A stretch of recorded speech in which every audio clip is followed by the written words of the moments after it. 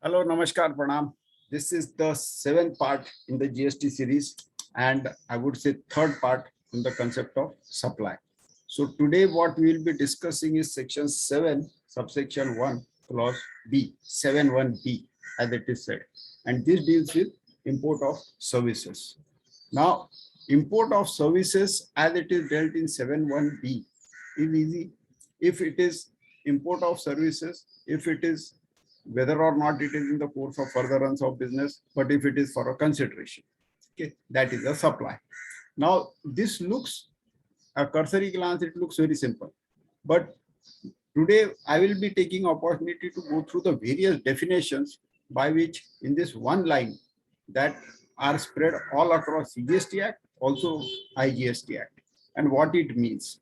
Though the center point will be import of services exclusively for supply as much as it is required, but we will be going through, at least we will be touching all these definitions, and subsequently in some other videos I may touch in detail on these definitions. But today, to start with this particular section 7(1)(b, and we'll be taking the provisions one by one. Like when 7(1)(b says import of services, so what is services? Services is section 2, clause 102 of CGST Act. Okay, it speaks now services. The definition says anything other than goods, money, or securities. Okay, so what are goods? So goods is section 2, clause 52. Then money, is it defined? Yes, it is defined. It is section 2, clause 75 of CGST Act. Okay. Likewise, then comes import of services, that is section 2, clause 11 of IGST Act. Then comes, so in that particular definition of import of services, it is mentioned that the supplier of service should be outside India. What is India? So India is defined in section 2, clause 56 of CGST Act. Okay. Then the location of supplier should be outside India, but location of supplier is defined separately in 215 of IGST Act. Recipient should be in India. So where is the place of recipient? That is defined in some other definition in IGST Act. It is 2, clause 14. Last is place of provision of service should be in India. So what is place of provision of service? Section 12 of IGST Act deals with all of this. So this is a trailer. But in brief, we will be touching on these definitions just for an overview, for an idea of what is ahead. When we will be discussing reverse charge mechanism, in which import of services will be coming. Okay, and in the IGST notification, this is the very first entry. There we will be discussing in detail about all these things. So I have a short note about 7(1)(b, which I'll be projecting. It will also be uploaded as a part of the YouTube link. Okay, so coming to this, supply includes, we have discussed 7(1)(a), 7(1)AA. Okay, now coming to 7(1)(b, import of services for a consideration, whether or not in the course of furtherance of business. Now, if this is said, import of services for a consideration. Now, consideration we have already discussed, and consideration is 2, clause 31 of CGST Act. In one of the earlier videos, I have discussed definition of consideration. Okay, it can be monetary, it can be non-monetary, it is payment received or to be received, it can be deferred. Those all concepts are there in consideration. Okay. Now, whether or not in the course of furtherance of business. So business also we have discussed in section 2, clause 17 of CGST Act, which is discussed earlier. Okay. Now here the difference is, even if there is an import of service by an individual, if I am constructing a bungalow somewhere at Lonavala, and for that I have hired an architect from London, and that London-based architect is providing architectural plans and designs for my, as an individual, my personal property. It's not my business. Okay. For that also, if there is a service which I am taking from this particular architect from London or Hong Kong, wherever it is, okay, for that I am paying him. Now this will attract, this falls under the definition of supply. That is what 7(1)(b says, and it will attract GST. Now that GST, because that outside party does not have any GST, and I will be liable to pay under reverse charge mechanism, which is notified. Okay, so I will not be discussing consideration and business. It is already discussed. But coming to directly section 2, clause 102 of CGST Act, it deals with services. Services means anything other than goods, money, and securities, but includes activities relating to use of money or conversion by cash, any other mode, etc. Explanation speaks about including facilitating or arranging transactions in securities. So I'll give you a simple example. If a cement bag, it falls under goods, but whether arranging for that, if there is somebody who is charging something, that falls under services. Okay.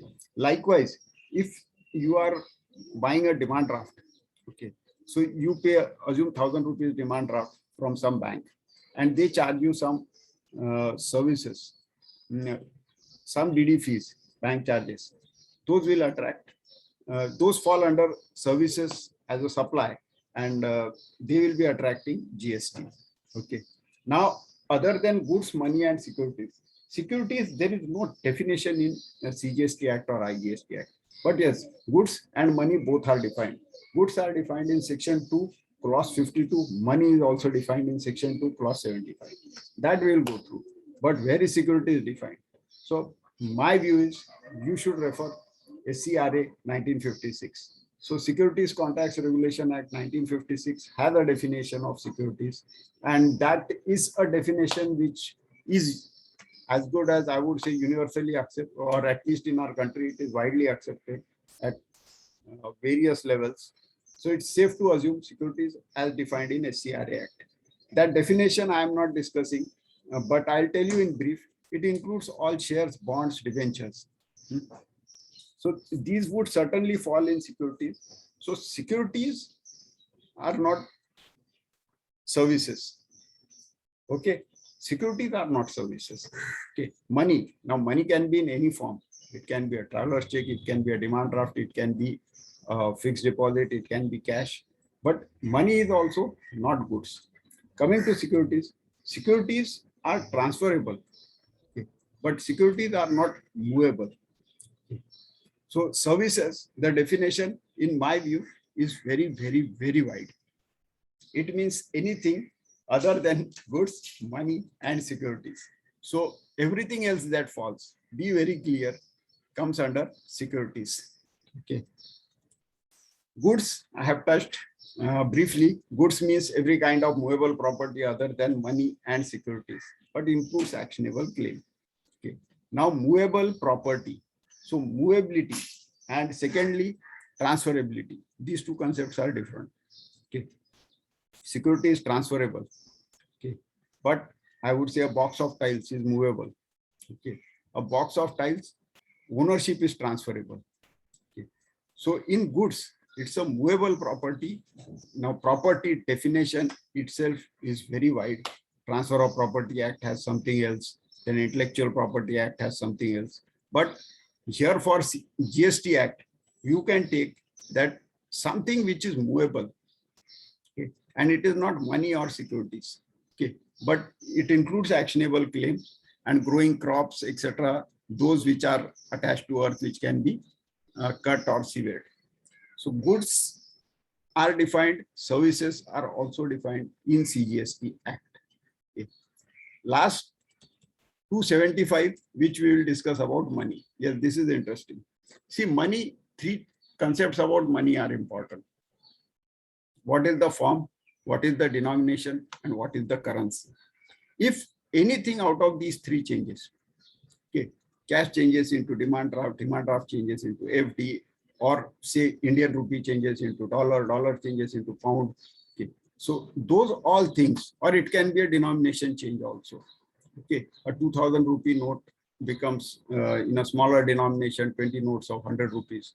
So this is a denomination change. All this can be said to be a transaction in money. Okay. And money as it is defined is the Indian legal tender. So RBI Act can be referred for that. But all that is too much meticulous for our concept. A check, promissory note, bill of exchange, LC, draft, pay order, traveler check, money order. All these are forming part of, or any other instrument recognized by RBI. So these are money. Okay.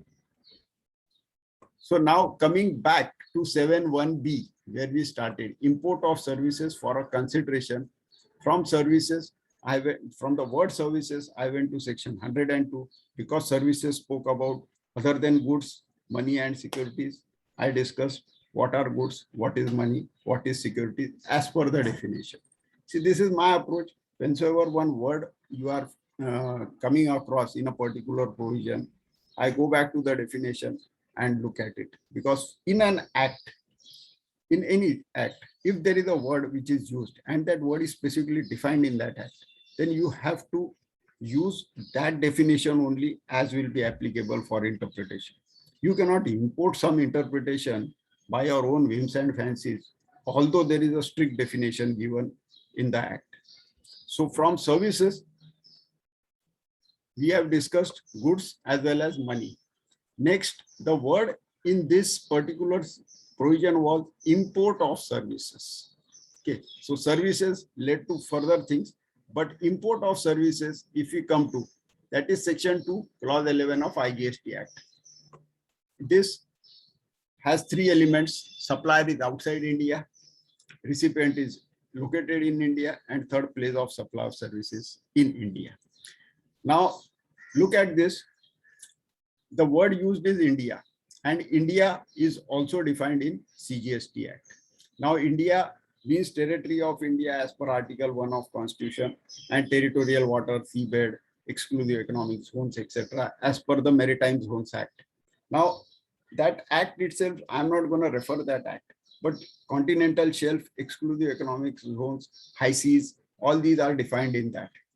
For our understanding, you can take India along with the exclusive economic zone, which extends up to 12 nautical miles. That falls under India, as well as the airspace, which is above the territory. That is also India. Okay. This is specifically defined. The definition of India itself is very long, means very detailed. One can analyze this. I won't be going into that because real estate projects and the definition of India, real estate project will be somewhere within the Indian territory only. But just to highlight, there is a definition of India. Okay. Now, after that, under section 2, clause 15 of IGST Act, there is a location of supplier of service. See, we'll be coming to registration, but every supplier has to have himself registered under GST Act, and he will have a unique number by which he will be identified. He will be carrying out all transactions of raising invoices, of filing returns, etc. So you are identified with your GST Act. Now, location of supplier of service. Here we will be discussing only where there is a particular place of business and a registration has been obtained. Under GST, registration is state-wise. So if you have obtained a registration somewhere in Haryana, okay, that is the place of business for you. Okay, then the location of that particular place is the location of supplier of service. I am taking that the service supplier is from Haryana and he has a GSTIN in Haryana. Okay, he is raising also invoices from Haryana. So the place of supply of service by him is from Haryana. Exactly reverse is about the recipient. If I am sitting in Maharashtra and I am receiving services here for my particular project somewhere in Pune or Nagpur, then in that particular case, the recipient, I am in Maharashtra, my GSTIN also starts with 27, and so it is a Maharashtra GSTIN. Okay. So location of recipient, where a supply is received at a place of business for which registration has been obtained, the location of such place of business. My place of business is, for a moment, assume Pune. So he is supplying services from Haryana. Say it's a Gurgaon based architect. Okay. And he is supplying from Haryana, sorry, not Gurgaon, it is Gurugram. From Haryana, he is supplying, and I am receiving services for a project in Pune. Okay. So it will fall under interstate transaction. He will charge me IGST. that is governed by IGST Act. We have discussed that provision earlier. But location of recipient of service is in India. So is in Maharashtra, as I am saying, it's in Pune. Lastly, the definition also speaks about the place of supply of service is in India. Okay, now place of supply of service. Those who have worked in service tax regime, they will remember there were place of supply of service related rules. By and large, in section 12 of IGST Act, the same rules have been used. Okay, there are more than 14 subsections in section 12 of IGST Act, where for each type of business, each type of transaction, there is a place of supply which has been specifically mentioned. Okay. Subsection 3 deals with real estate, immovable property. It also deals with hotels, accommodation. It also deals with inns, etc. Okay. Those we will go through at an appropriate time, the place of provision of service. Okay. But for here as a discussion, in nutshell, I will tell, wherever your immovable property is situated, whatever is your transaction, be it renting, okay, be it construction, be it interior decoration, be it architectural service, okay, be it even a hotel being run, wherever it is situated, that is a particular place where you can say that this is the place at which supply service has been supplied.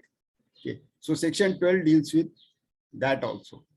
So coming back to 7.1b, where we started, concept of supply, and this is the third subsection. Okay, in that, import of services for a consideration. Consideration is required. If import of services is free, then 7.1b is not applicable.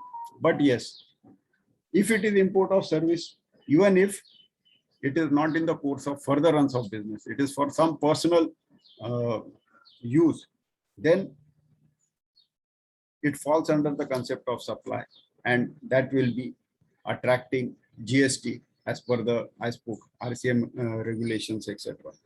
So this is about import of services. Subsequently, we will be discussing Schedule 1. Schedule 1 slightly is lengthy. There are many things.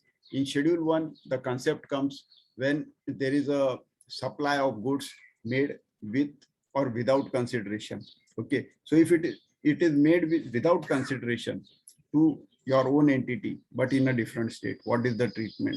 And one thing about cross charge as well as input service distributor. There are other things also, but those all things maybe in parts I will be discussing, but we will certainly go through all that. Thank you very much.